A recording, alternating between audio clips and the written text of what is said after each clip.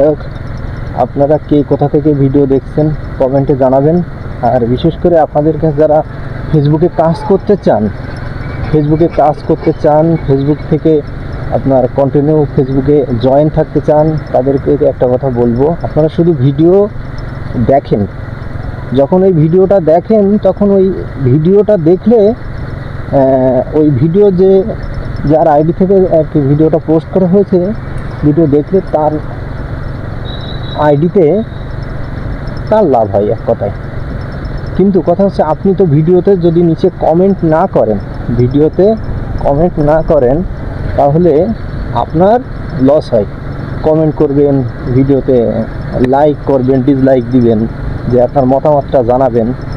তাইলে কি হয় যে আপনার প্রোফাইলটা অনেকে দেখতে পারে। আপনি যখন সুন্দর সুন্দর কমেন্ট করবেন তখন আপনার প্রোফাইলটা কিন্তু ওই কমেন্টের নিচে ওখানে থাকবে। চোখের ভিতরে কি একটা ঢুকে গেছে, প্রচুর যন্ত্রণা হচ্ছে।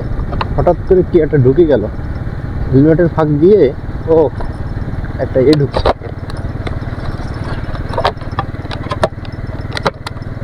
যাই হোক, যে কথা বলছিলাম,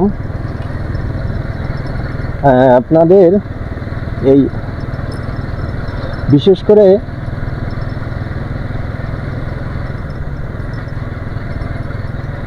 যখন আপনারা ভালো ভালো কমেন্ট করবেন, তখন ওই ভিডিওটা তো শুধু আপনার কাছে নাই, এবং অনেক লোকের কাছে পৌঁছাচ্ছে।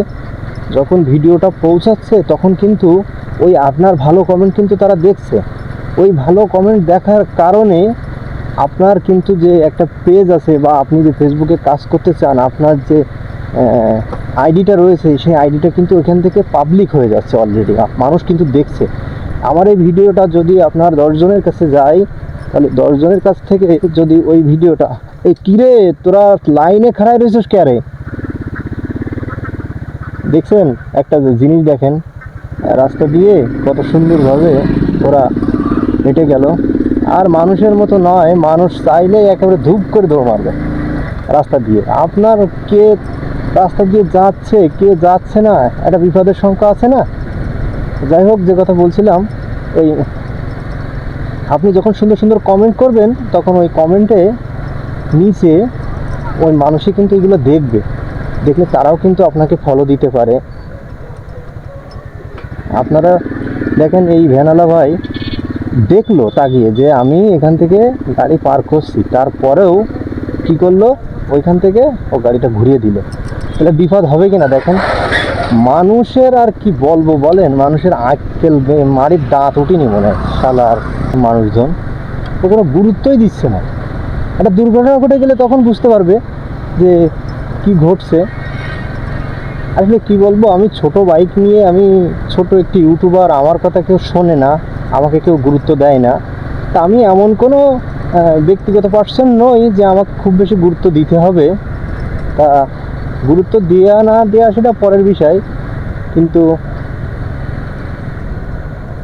যে গুরুত্ব দিবে, যে আমাকে সম্মান করবে, সে সম্মান পাবে, এটাই স্বাভাবিক।